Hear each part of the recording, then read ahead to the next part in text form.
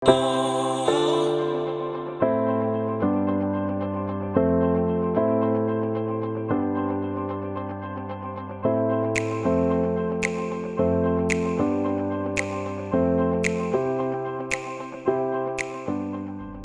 apa kabar semuanya? Balik lagi sama saya, Syafiq Akbar. Di hari yang cerah ini, kita bareng Akang Arul. Boleh Kang kenalan dulu sama teman-teman yang ada di rumah? Halo semuanya, perkenalkan nama saya Nurul Huda, biasa dipanggil Arul. Oke Kang, pasti teman-teman di rumah tuh pada penasaran kan latar belakang Kang Arul tuh sehari-harinya ngapain dan lain-lain. Boleh Kang ceritain ke teman-teman di rumah? Halo teman-teman, perkenalkan kembali saya Arul. Untuk saat ini saya bertugas sebagai pendukung sebaya, bertugas untuk mendampingi atau mendukung teman-teman orang dengan HIV di Kota Bandung. Oke. Oh iya nih Kang Arul, awal mula terjun sebagai penggiat atau pendukung orang dengan HIV/AIDS ODA itu gimana sih Kang? Awal mula tuh kalau aku masih ingat tuh 2015, aku berkegiatan bareng sama teman-teman di LSM Puzzle Indonesia. Awalnya tuh aku diajakin untuk berkegiatan di sana. Setelah itu di 2015, lalu 2016 itu aku direkomendasikan untuk bertugas sebagai petugas penjangkau di Yayasan Grafik, bertugas untuk menjangkau, memberikan edukasi kepada komunitas dan masyarakat untuk melakukan tes HIV di puskesmas dan rumah sakit yang ada di Kota Bandung. Selanjutnya dari 2016 itu aku bertugas sebagai konselor VCT HIV 2018 itu untuk memberikan konseling kepada teman-teman komunitas dan masyarakat juga. Dan selanjutnya itu aku bertugas sebagai penelusur ODA orang dengan HIV/AIDS yang LFU lost to follow up, yang sudah tidak melakukan terapi obat ARV, diajak kembali untuk melakukan atau meminum obat ARV kembali. Selanjutnya di tahun 2021 aku bertugas sebagai community organizer di Kecamatan Buah Batu, bertugas untuk mendorong kegiatan-kegiatan di isu penanggulangan HIV Kota Bandung. Dan selanjutnya yang terakhir ini 2021 aku bertugas sebagai pendukung sebaya Female Plus yang ditugaskan di Rumah Sakit Muhammadiyah dan Santo Yusuf. Oke, berarti sekarang tuh Kang Arul tuh jadi pendukung sebagai bagi orang dengan HIV/AIDS Ya, ODA di Kota Bandung. sebaya. Oke, keren banget tuh Kang. Oke nih Kang, motivasi terjun menjadi penggiat HIV/AIDS itu apa sih Kang? Kalau motivasi awal sih aku sebenarnya tidak ada motivasi lain sih, karena memang aku kalau melakukan kegiatan atau melakukan sesuatu akunya harus suka dulu gitu. Ketika misalnya aku suka, ya aku tidak akan memikirkan apapun gitu. Sama halnya ketika aku memutuskan untuk terjun di isu penanggulangan HIV, karena dari kecil, dari zaman sekolah dulu tuh aku senang banget berkegiatan sosial di luar sana. Dan memang di isu penanggulangan HIV itu kan lebih banyak kegiatan sosialnya tuh di masyarakat, memberikan edukasi, mendampingi pasien-pasien orang dengan HIV. Dan aku kalau bisa dibilang istilahnya sejiwa banget gitu, sangat menjiwai sekali gitu. Dan aku suka banget. Oh ya nih Kang, apa sih yang dimaksud dengan HIV/AIDS Kang?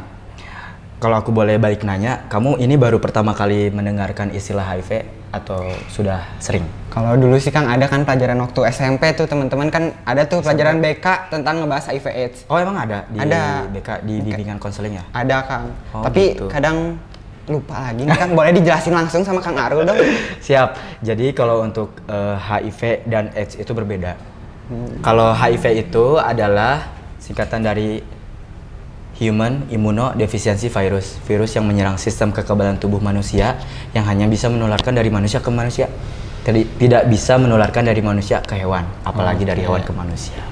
Itu antara HIV dan AIDS itu berbeda.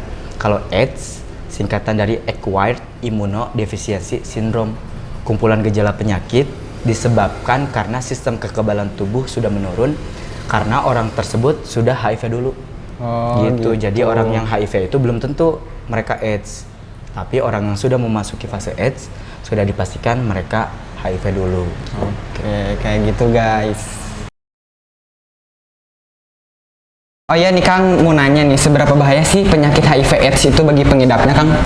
Kalau dibilang bahaya ya bahaya, tapi memang tidak semenyeramkan, tidak tidak semenakutkan seperti media-media beritakan. Yang terpenting adalah ketika misalnya orang dengan HIV tahu status barunya, langsung terapi obat ARV, antiretroviral. Jadi ketika misalnya ada orang yang sudah HIV positif, ketika langsung pengobatan ARV itu bisa dicegah untuk masuk ke fase AIDS agar tidak mendapatkan penyakit-penyakit penyerta menuju fase AIDS gitu. Sebenarnya yang lebih bahaya, yang lebih menyeramkan adalah ya penyakit-penyakit penyertanya gitu, seperti TBC dan yang lain-lain gitu. Itu yang bisa bikin drop orang dengan HIV tersebut. Tapi kalau HIV-nya itu tidak bisa membuat drop orang tersebut gitu. Oke, cukup. Oh ya nih Kang, apakah HIV/AIDS itu bisa disembuhkan, Kang? Sejujurnya sampai sekarang itu belum ditemukan obat untuk menyembuhkan HIV. Yang tadi sudah dijelaskan, ARV itu sendiri, yang obat antiretroviral itu sendiri hanya bisa menekan virus HIV agar tidak berkembang biak gitu. Tapi manfaatnya banyak banget. Yang pertama agar membentengi orang dengan HIV agar tidak masuk fase AIDS. Yang kedua adalah agar menjaga kualitas hidup orang dengan HIV agar lebih baik lagi. Dan pokoknya intinya orang yang dengan HIV itu harus patuh, harus minum obat ARV dengan teratur berdasarkan saran dari dokter gitu. Kalau saya sih secara pribadi berharap sekali ingin sekali gitu mempunyai harapan semoga kedepannya gitu. Teknologi kan semakin canggih, semoga betul aja nanti untuk kedepannya akan ada obat untuk menyembuhkan virus tersebut. Gitu. Oke. Semoga ya guys. Oh ya Kang, apakah pasangan pengidap HIV/AIDS itu bisa menikah dan punya anak nih Kang? Jawabannya sangat bisa menikah. Bisa berarti. Tapi dengan satu catatan, pengobatan ARV-nya harus lancar, harus patuh, nggak boleh bolong-bolong, nggak boleh misalnya 1 hari diminum, 1 hari tidak, 1 hari diminum, 1 hari tidak gitu. Karena sekarang itu ada programnya pencegahan dari ibu ke anak. Jadi ketika misalnya ada pasangan yang sudah menikah, salah satunya positif, terus mau punya anak, itu bisa melakukan program pencegahan dari ibu ke anak dan si anaknya bisa punya status HIV negatif. Oh, gitu. Baru tahu sebenarnya aku juga kayak gitu. Nice info nih. Kang, faktor-faktor apa aja sih yang bikin orang tuh bisa jadi HIV/AIDS gitu Kang? Sebenarnya faktor-faktor yang akan mengenai atau misalnya orang-orang tersebut bisa tertular HIV adalah disebut dengan faktor resiko. Faktor resikonya itu pun dijabarkan kembali. Faktor resikonya yang diantaranya adalah yang pertama melakukan perilaku seksual dengan bergonta-ganti pasangan, tidak menggunakan kondom, mau melakukan hubungan seksualnya dengan lawan jenis, dengan sesama jenis, dua-duanya ada risikonya. Gitu. Yang kedua adalah menggunakan jarum suntik atau transfusi darah yang tidak steril. Gitu, salah satunya dari pengguna narkoba jarum suntik yang biasa menggunakan jarum suntik sharing, berbagi gitu ya. Dan yang ketiga adalah faktor resiko dari ibu HIV positif, ibu yang menyusui ke anaknya gitu, karena di air susunya itu mengandung HIV gitu. Jadi kalau misalnya selain faktor resiko yang tadi itu, kalau HIV tidak akan bisa menularkan. Ya Kang, aku juga jadi penasaran Kang. Kan ada tuh kalau yang orang-orang tuh pada facial tuh di muka, pakai suntik-suntik kayak gitu. Bisa nggak sih Kang tertular dari situ misalnya? Sebenarnya kalau itu untuk faktor resikonya sangat sedikit sekali gitu, karena biasanya untuk menularkan virus HIV itu harus melalui 4 faktor lagi, 4 poin lagi. Yang pertama adalah itu harus ada orang yang HIV bisa menularkan ke orang yang negatif. Yang kedua adalah si jumlah virusnya itu harus banyak untuk menularkan. Terus selanjutnya adalah si virusnya itu harus bisa bertahan hidup untuk menularkan ke orang yang HIV negatif. Dan selanjutnya adalah harus ada media penularan. Media penularannya adalah salah satunya adalah dari luka. Gitu. Jadi ketika misalnya 4 poin yang tadi tidak terpenuhi, ya kecil kemungkinan akan terkena HIV. Jadi ketika tadi yang facial itu sangat kecil kemungkinan untuk akan menularkan HIV. Gitu. Oke, jadi nggak penasaran lagi kan?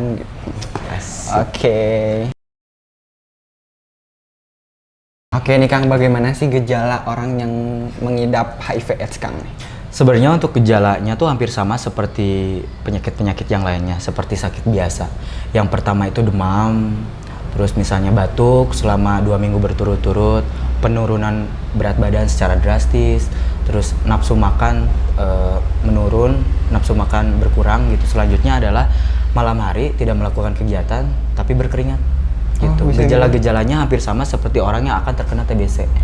Jadi kenapa ketika misalnya mendapatkan gejala-gejala tersebut itu orang-orang yang mengalami gejala tersebut itu dianjurkan secepatnya untuk memeriksakan kesehatannya ke layanan kesehatan terdekat, termasuk ke puskesmas atau ke klinik dan rumah sakit gitu. Jadi agar bisa diketahui sedini mungkin. Gitu. Berarti kalau puskesmas gitu bisa nih Kang langsung periksa di puskesmas Bisa. atau semua puskesmas di Indonesia bisa?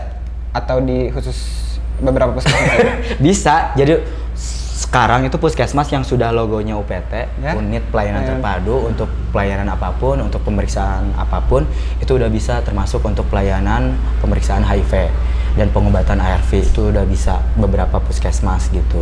Tinggal langsung aja kan sekarang mah tiap puskesmas itu punya official Instagramnya tuh. Ya, betul. Langsung aja cari informasinya di Instagram mereka masing-masing. Itu biasa mereka promosi layanan kesehatan mereka gitu, jadwal, terus buka layanan, terus layanan apa aja, biaya-biaya apapun itu di-share sama mereka biasanya di Instagram. Oke, Gitu. berarti jangan takut untuk periksa ya teman-teman. Betul kan? Betul. Oh ya Kang, ngomong-ngomong kan kita asal Bandung nih Kang. Berapa banyak sih kasus HIV/AIDS yang ada di kota Bandung Kang? Kalau di Kota Bandung sendiri berdasarkan berdasarkan laporan dari Dinkes Dinas Kesehatan Kota Bandung itu sekitar 10 ribuan 10.000 per 2020 per gitu. 2020. Sekitar 10.000 sekian berapa gitu. Setiap tahun meningkat kan?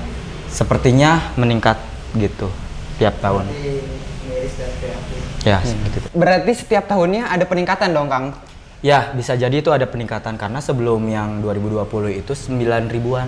9 ribuan. 9 ribuan. Terus meningkat jadi 10 ribuan. Wah. Itu manusia loh, Ya. bukan yang lain-lain. Ya. Oh ya Kang, mau nanya nih, rentan waktu usia pengidap HIV/AIDS tuh berapa sih Kang? Kalau rentan usia orang-orang pengidap HIV itu biasanya di usia produktif. usia produktif? Gitu sekitaran 20 sampai 30-an gitu. Tapi merata sih kalau di Kota Bandung, ada yang dari anak-anak juga, remaja, dewasa, bahkan lansia pun ada gitu. Lansia pun. Tapi kebanyakan memang rentan usia produktif 20 sampai 30-an gitu. Dan itu merata di Kota Bandung. Seperti itu.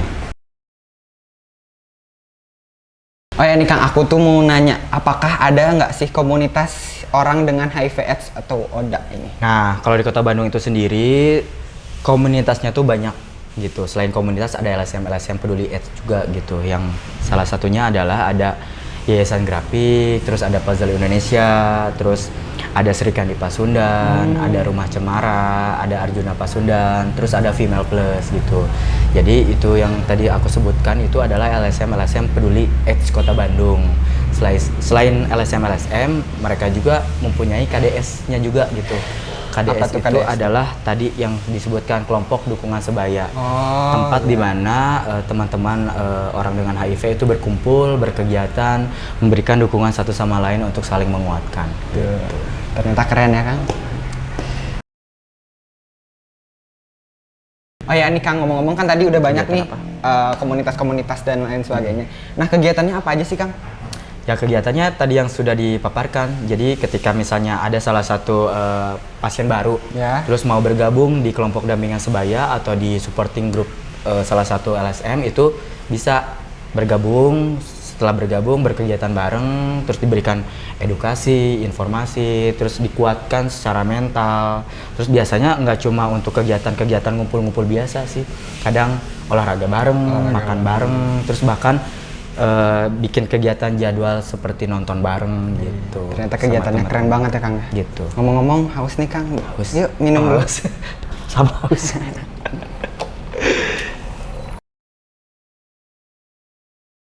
Oh ya nih Kang, aku juga jadi penasaran nih. Pandangan Kang Arul tentang HIV/AIDS. Pandangan apa? Pandangan Pandangan tentang- pertama. Bukan Kang. Pandangan ke ini HIV/AIDS-nya gimana nih Kang? Pandangan Secara pribadi deh. Secara pribadi sebenarnya miris banget sih. Aku sejujurnya sangat sedih sekali karena memang semakin tahun semakin selalu berhadapan atau data kasus di Kota Bandung itu selalu bertambah gitu. Entah dari lingkungan terdekat atau misalnya lingkungan yang jauh sekalipun. Cuma memang yaitu tadi peran-peran dari aktivis HIV Kota Bandung itu harus tetap dijalankan, tapi mereka tidak bisa berkegiatan atau melakukan edukasi sendiri, tapi harus didukung oleh stakeholder gitu, sama layanan kesehatan juga harus didukung, sama pemerintah Kota Bandung juga harus didukung gitu. Jadi memang tidak bisa kerja sendiri-sendiri, harus bareng-bareng gitu. Oke. Oh ya Kang, mau nanya nih aku, bagaimana sih langkah awal dalam penanganan orang dengan gejala HIV/AIDS? Kalau langkah awalnya sih biasanya memang sebelum itu terjadi. Yang pertama ya kita harus tetap mengedukasi masyarakat dan komunitas secara langsung atau tidak langsung. Yang biasanya kalau misalnya secara langsung itu kita melakukan kegiatan sosialisasi, penyuluhan HIV ke tiap kewilayahan di Kota Bandung. Kalau secara tidak langsungnya biasanya kita bikin konten-konten di sosial media atau di YouTube untuk disebarkan oleh teman-teman komunitas dan masyarakat gitu. Yang selanjutnya ketika misalnya kita berhadapan sama orang yang sepertinya mendapati gejala-gejala akan terkena HIV, ya biasanya langsung aja dirujuk atau dianjurkan untuk langsung melakukan pemeriksaan di layanan kesehatan terdekat, di puskesmas, klinik, atau rumah sakit. Terlepas nanti hasilnya apapun, ketika misalnya mendapatkan hasil yang negatif, dianjurkan untuk melakukan tes secara rutin 3-6 bulan, tapi ketika misalnya mendapatkan hasil yang positif, itu dianjurkan untuk melakukan terapi obat ARV gitu. Pencegahannya berarti dari awal ya Kang? Dari awal pencegahannya gitu. Oke. Oh ya Kang, ada nggak sih tips biar orang-orang di sekitar kita tuh nggak terkena HIV/AIDS gitu Kang? Ya tadi sih sebenarnya kalau tips mah hampir sama seperti tadi langkah awal untuk yang pertama gitu, untuk pencegahan ya kita harus terus-terusan untuk mengedukasi komunitas dan masyarakat, karena biasanya kan kalau edukasi itu kan bagian dari advokasi, bagaimana untuk perubahan perilaku masyarakat. Ketika misalnya dari yang tidak tahu menjadi tahu, dari yang tidak tahu menjadi tahu, dari yang tahu menjadi paham, itu kan butuh proses. Ya betul. Nah dari yang proses itu pasti mungkin akan ada tercetus, saya ingin melakukan tes. Nah baru ketika misalnya ada masyarakat yang mau melakukan tes, dianjurkan kembali untuk orang tersebut untuk memberikan edukasi kepada orang-orang terdekat gitu. Yang selanjutnya ya tetap memberikan edukasi dengan baik, hilangkan stigma dan diskriminasi terhadap orang dengan HIV di wilayah terdekat, di orang-orang terdekat, di lingkungan terdekat gitu, agar kita tahu gitu cara pencegahannya seperti apa, terus cara untuk membimbing atau mendukung orang dengan HIV-nya seperti apa. Jadi yang terpenting adalah mengedukasi diri kita sendiri, baru mengedukasi orang terdekat. Oke, jadi gitu tips-tips dari Kang Arul.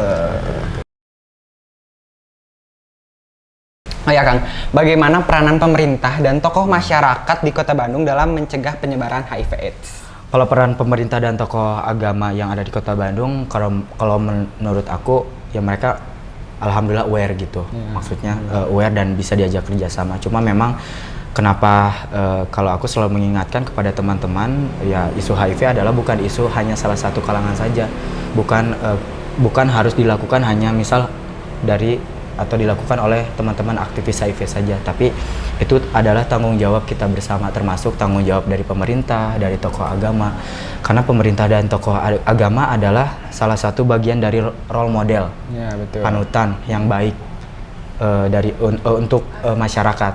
Ya masyarakat akan lebih percaya, akan lebih mau gitu untuk diajak oleh tokoh agama atau misalnya oleh pemerintah, ketika misalnya ya yang berbicaranya, yang mengajaknya mempunyai power, atau mempunyai edukasi yang cukup terkait HIV dan AIDS, seperti itu. Oh ya nih Kang, terakhir pesan moral untuk masyarakat luas gimana nih Kang?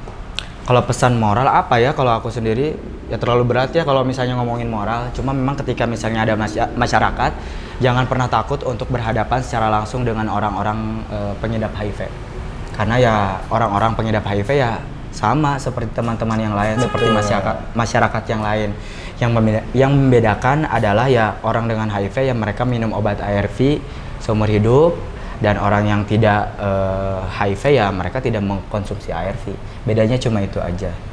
Gitu. Berarti kita Jangan tuh sama takut. ya Kang ya sama mereka. gitu. Yang Jadi membedakan cuma jangan itu ada aja. mempetak-petakan dan sebagainya. Ya gitu, karena memang ya itu untuk keberhasilan pengobatan ARV, untuk mendukung orang-orang dengan HIV ya dengan cara ya kita harus satu sama lain peduli. Gitu. Intinya kita bersama kalian semua. Ya. Betul Kang? benar. Nah gitu aja Kang podcast kali ini kita bersama Kang Arul.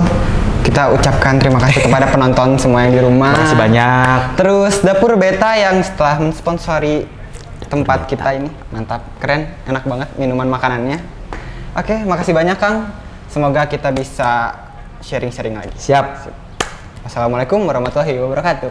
Waalaikumsalam.